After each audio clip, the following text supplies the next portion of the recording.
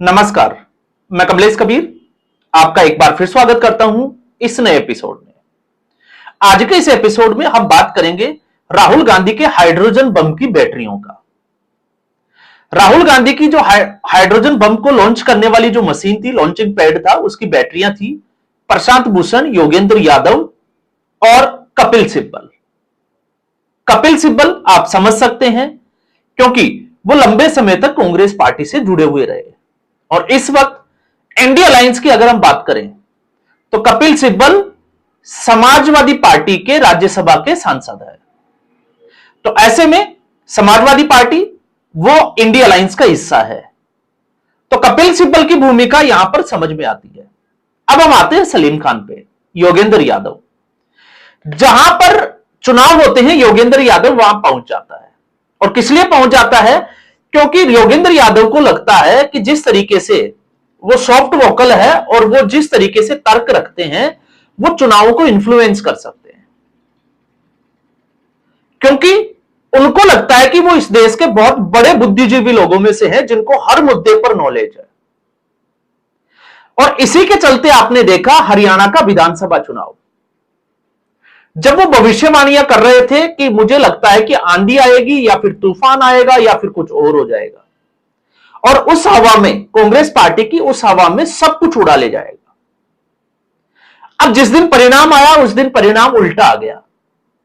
अब योगेंद्र यादव को अपनी इज्जत जो है वो उसको बचाना था, तो इज्जत बचाने के लिए क्या करता? तो उसने भी जो है वो ईवीएम की चर्चा छेड़ी एक बेसुरे राग में और उसको छोड़ दिया। उसके बाद में योगेंद्र यादव पहुंच गया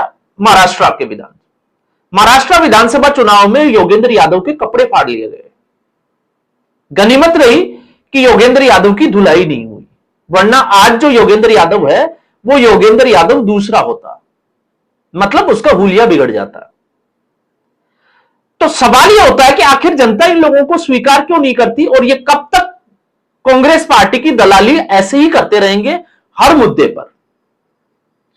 क्योंकि जब हम एसआईआर की बात करते हैं तो एसआईआर स्पेशल इंटेंसिव रिवीजन, और यह इसलिए किया जाता है ताकि फर्जी वोटरों को जो गड़बड़ी है उसको दुरुस्त किया जा सके।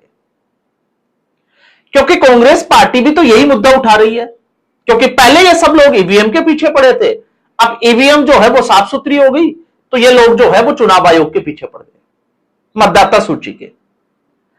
मतदाता सूची में अगर कोई गड़बड़ है तो उसको दुरुस्त कैसे किया जाएगा? तो एसआईआर वही प्रक्रिया थी, लेकिन करे क्या? क्योंकि जब से जॉर्ज सोरोस अंडरग्राउंड हुए हैं उसके बाद से ऐसा कोई मुद्दा हाथ ही नहीं लग रहा जिसके ऊपर नरेंद्र मोदी को घेर सके। तो इन लोगों ने एक नई चाल जो है वो चलना शुरू की। मामला उठाया कर्नाटका की बेंगलुरु सीट से, सेंट्रल बेंगलुरु, महादेवपुरा, आपको पता ही होगा, जहां पर बड़ी ही चालाकी से, जो कि, और चालाकी इसलिए क्योंकि वो क्षेत्र मुस्लिम बाहुल्य है, लेकिन राहुल गांधी ने जिन लोगों के नाम रखे, क्योंकि लोग जो है वो मीडिया में ऐसी बात करने से हिचकिचाते हैं, वो सारे हिंदू थे। कहीं भी उन्होंने क्योंकि वो ये दिखाने की कोशिश कर रहे थे कि हिंदू ही गड़बड़ करेंगे, मुस्लिम वोटर जो है वो गड़बड़ी नहीं करता। क्यों? क्योंकि उनको बिहार में मुस्लिम कार्ड खेलना था, मुस्लिम मतदाताओं को आरजेडी के जबड़े से छीनना था, जिसके मैं पिछले वीडियो में बात कर चुका हूं। उससे आपको पिछले 4 दिन की स्टोरी समझोगे तो आपको समझ में आ जाएगा कि कांग्रेस पार्टी का गेम प्लान क्या था। लेकिन जब हम एसआईआर की बात करते हैं तो आप देखिए कि एसआईआर की पूरी प्रक्रिया में 69 लाख नाम जो है वो हटाए गए हैं, 69 लाख। तो आप सोचकर देखिए, इसके बाद वेस्ट बंगाल में, केरला में, इसके अलावा पुडुचेरी में और भी इलेक्शन होने हैं, और वहां पर भी एसआईआर की जो है वो प्रक्रिया दोहराई जानी है। तो अगर एसआईआर वहां पर होता है तो पश्चिमी बंगाल में तो लगता है कि 1 करोड़ से ज्यादा लोगों के नाम जो है वो इस सूची से हट जाएंगे। तो 69 लाख, 1.5 करोड़ अगर पश्चिमी बंगाल से, तो जो सरकार का जो आंकड़ा है, चाहे वो कांग्रेस पार्टी के शासन में जब सत्ता में सरकार थी तब की हम बात करें या फिर आज की बात करें कि 5 करोड़ से ज्यादा घुसपैठिए हैं, तो वो अब जो है वो धीरे धीरे समझ में आना शुरू हुआ है। लेकिन उससे भी इंटरेस्टिंग बात यह है कि जब हम राहुल गांधी के हाइड्रोजन बम की बात करते हैं, जो बैटरियां जिसको कहिए कि चार्ज होने का काम कर रही थी और उसको लॉन्च करने के लिए तैयार बैठी थी, उन बैटरियों का क्या हुआ? तो 16 अक्टूबर एसआईआर में गड़बड़ी के खिलाफ जो है वो आखिरी तारीख थी और अब वो तारीख जा चुकी है, लेकिन एक भी शिकायत इस एसआईआर को लेकर किसी भी राजनीतिक दल ने रजिस्टर नहीं कराई है। ये सबसे बड़ी जो है वो इंफॉर्मेशन है इस वक्त की। तो इसका मतलब एसआईआर की जो प्रक्रिया थी वो पाक साफ थी। दूसरा, एसआईआर की जो प्रक्रिया थी उसमें जो मुद्दे उठाए गए उसमें एक मुद्दा था आधार कार्ड, क्योंकि लगातार जो है वो आधार कार्ड को लेकर दलील दी जाती थी सुप्रीम कोर्ट में कि उसको 12वें डॉक्यूमेंट के रूप में स्वीकार किया जाना चाहिए। तो अंततः 2-4 सुनवाई हुई और आपने देखा कि आधार कार्ड को सुप्रीम कोर्ट ने 12वें डॉक्यूमेंट के रूप में स्वीकृति दे दी। अब उसको लेकर फिर से जो है वो सुनवाई हुई। तो अब जो सुनवाई हुई है उसमें सुप्रीम कोर्ट ने यह तक स्टेटमेंट दे दिया कि आधार कार्ड नागरिकता का प्रमाण नहीं हो सकता। मतलब सुप्रीम कोर्ट भी अब इससे पीछे हट गया। तो ये दूसरी जो है, जो जिसको हम कहें कि दूसरी बैटरी की हवा निकली। पहली बैटरी की 16 अक्टूबर, दूसरी बैटरी जो आधार कार्ड को लेकर मामला चल रहा था। तो आधार कार्ड में सुप्रीम कोर्ट ने जब यह कह दिया कि वो नागरिकता का प्रमाण नहीं है, तो फिर वोट कौन दे सकते हैं? वोट का जो अधिकार है वो किसको है? तो उसके लिए 3 शर्तें हैं कि वो भारत का नागरिक होना चाहिए। तो नागरिकता का प्रमाण आधार कार्ड नहीं है, मतलब आपको दूसरा डॉक्यूमेंट अब देना पड़ेगा। तो ये दूसरा, उसकी उम्र जो है वो 18 साल की हो और जिस क्षेत्र में बीएलए और बीएलओ जहां काम करते हैं वो उस क्षेत्र का रहनुमा हो, बड़े लंबे समय से, जिसको हम कहें कि वो वहां का रहने वाला हो। अब ऐसी स्थिति में जिनके पास गलत तरीके से जिन्होंने आधार कार्ड लिए उनकी मुश्किलें जो है वो बढ़ गई। तो आधार एक्ट क्या कहता है? आधार एक्ट ये कहता था, जिसका सेक्शन 9 आप उठाकर देख लीजिए, जो साफ साफ कहता है कि आधार कार्ड नागरिकता का प्रमाण नहीं है। और फिर 2023 में आधार कार्ड को लेकर जो नोटिफिकेशन जारी हुआ था उसमें भी यही दलील दी गई। उस नोटिफिकेशन में भी साफ साफ लिखा हुआ है कि आधार कार्ड नागरिकता का प्रमाण नहीं है। आधार कार्ड जो है वो एक सिंपल आइडेंटिटी प्रूफ है, जिससे ना आप एज का प्रमाण पत्र दे सकते हो, ना आप इसको रेजिडेंशियल प्रमाण पत्र दे सकते हो, ना ही इससे आप नागरिकता साबित कर सकते हो। तो आपने देखा होगा कई लोगों के आधार कार्ड पे डेट ऑफ बर्थ की जगह XX लिख के जो है वो, जैसे मेरा जन्म जो है वो 89 में हुआ तो 1989, किसी का 90 में हुआ तो 90, उसमें कहीं भी डेट मेंशन नहीं होती। और ठीक ऐसे ही रेजिडेंस का। तो सिंपल आइडेंटिटी का मतलब है फर्जीवाड़ा रोकने के लिए कि एक ही आधार कार्ड से एक ही नाम से जो है वो 3 से 4 या 5 लोग जो है वो जाली काम नहीं कर सके, इसके लिए जो है वो आधार कार्ड को प्रमाणिकता दी है। तो ये आधार कार्ड का जो था वो सारा का सारा नैरेटिव सुप्रीम कोर्ट ने अब जो है वो 4 नवंबर की अगली सुनवाई तक के लिए टाल दिया है। तो अब उन्हें 11 डॉक्यूमेंट्स पे आना पड़ेगा जो डॉक्यूमेंट्स चुनाव आयोग ने मांगे थे। तो ये दूसरा। और तीसरा जिसमें अगर हम बात करें तो तीसरे में जब हम दोनों इन मुद्दों की बात करते हैं तो तीसरे पे आप देखिए कि जब बिहार में लगातार जो है वो ये नैरेटिव सेट करने की कोशिश की जा रही है वोट अधिकार यात्रा से कि वोट चोरी हुई है। क्यों? क्योंकि राहुल गांधी और कांग्रेस पार्टी को लगता है कि उनकी जीत उनसे बहुत दूर है, मंजिल बहुत दूर है और मंजिल जो है वो उनके नजदीक भी नहीं आ रही है। तो ऐसे में इस पूरे देश की जो चुनावी प्रक्रिया है उसके ऊपर संदेह पैदा कर दो ताकि राहुल गांधी को बचाया जा सके।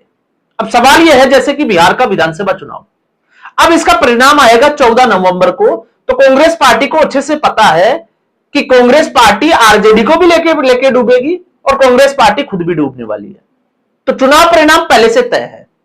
अब ऐसी स्थिति में आपके पास बहाना चाहिए, और बहाना क्या है कि नरेंद्र मोदी जो है वो गड़बड़ी से जीते हैं, क्योंकि यहां पर भी नरेंद्र मोदी को ही लेंगे। और अगर आपको इसको समझना है तो नेशनल कांग्रेस की जो सुप्रिया सिरनेत है, आईटी सेल की प्रमुख, पिछले 2 दिन में उन्होंने कुछ ट्वीट किए हैं, एक वोट चोर, जिसमें चोर की जो स्पेलिंग है उसके ओम में जो है वो नरेंद्र मोदी की फोटो है। मतलब यह संदेश देने की कोशिश की जा रही है कि नरेंद्र मोदी जो है वो चोर है। और कांग्रेस पार्टी ये भूल जाती है कि जब जब कांग्रेस पार्टी ने नरेंद्र मोदी के ऊपर सीधा हम टारगेट किया है, सीधा हमला किया है, तब तब कांग्रेस पार्टी को मुंह की खानी पड़ी है। तो ये एक। दूसरा, आपने देखा होगा इससे पहले एक गायब का पोस्टर लगाया था जब पहलगाम अटैक हुआ था, और उस बावजूद इसके जो है वो सुप्रिया श्रीनेत को हटाना पड़ा। क्यों हटाना पड़ा वो सबको पता है। तो सुप्रिया श्रीनेत, जिसको पूरी जैसे एक तरीके से जो है वो आईटी सेल की तरफ से या कांग्रेस पार्टी की तरफ से पूरी छूट दे रखी है कहीं ना कहीं कांग्रेस पार्टी की नैया डुबाने में, सबसे बड़ा अगर हाथ है तो वो हाथ है सुप्रिया श्रीनेत का। और इसके अलावा अब जोश में उसने दूसरी गलती जो की वो ये की कि बिहार की जो स्पेलिंग थी उसमें एच की जगह जो है वो उल्टा पिस्टल रखा हुआ, तो एक पिस्टल का जो है वो उन्होंने फोटो लगा दिया। तो इससे क्या समझ में आता है? इससे क्या यह समझा जाए कि बिहार के लोग जो है वो गुंडागर्दी करते हैं? क्या यह बिहार का अपमान नहीं है? और अगर यह सही था तो फिर बीडी वाला जो ट्वीट था उसको कांग्रेस पार्टी को हटाने की जरूरत क्या थी, जो सीपीएम ने किया था? आप खुद सोचकर देखिए।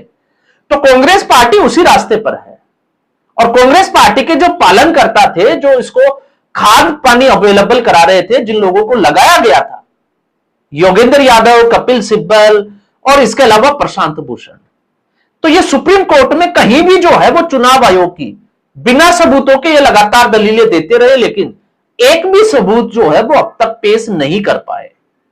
और जहां मानवीय गलतियों की बात करते हैं तो आपको भी पता है कि मानवीय गलतियां होती है। तो कुछ जगह से कुछ शिकायतों को अगर हम टाल दें, लेकिन सबसे बड़ी बात यह थी कि एसआईआर की प्रक्रिया उन शिकायतों को दुरुस्त करने के लिए ही थी। लेकिन अब कांग्रेस पार्टी और कांग्रेस पार्टी की आला कमान, उनको जो लगता है वो वही करते हैं। और जब सीडब्ल्यूसी की जब फिर इनकी मीटिंग होती है तो उसमें यह तय होता है, क्योंकि महाराष्ट्र के विधानसभा चुनाव परिणाम के बाद मल्लिकार्जुन खड़गे का आप स्टेटमेंट उठाकर देख लीजिए, उनका सीधा कहना था कि हमने जो है वो क्षेत्रीय मुद्दों को और राष्ट्रीय मुद्दों को एक कर दिया। मतलब उनका सीधा इशारा था कि राहुल गांधी जो मुद्दा उठाना चाहते हैं, कांग्रेस पार्टी को उन्हीं मुद्दों पर काम करना है। तो उन्हीं मुद्दों पर काम करती हुई बिहार में नजर आई। तो बिहार में राहुल गांधी तो जो है वो फेस ऑफ नहीं किया, लेकिन जिसको आगे किया गया राहुल गांधी को संजीवनी देने के लिए, कृष्णा अल्लावरू, राजेश राम और शकील अहमद खान, तो जिस तरीके से लॉन्च होने से पहले उस जो एयरपोर्ट पर हुआ घटना और उसमें जान बचाकर भागना पड़ा, तो आप समझ सकते हैं कि ये कांग्रेस पार्टी के लिए कितनी गंभीर समस्या है। तो आज के एपिसोड में बस इतना ही। उम्मीद करूंगा वीडियो एपिसोड आपको पसंद आया होगा। वीडियो को लाइक करें, शेयर करें, चैनल जरूर सब्सक्राइब करें। धन्यवाद।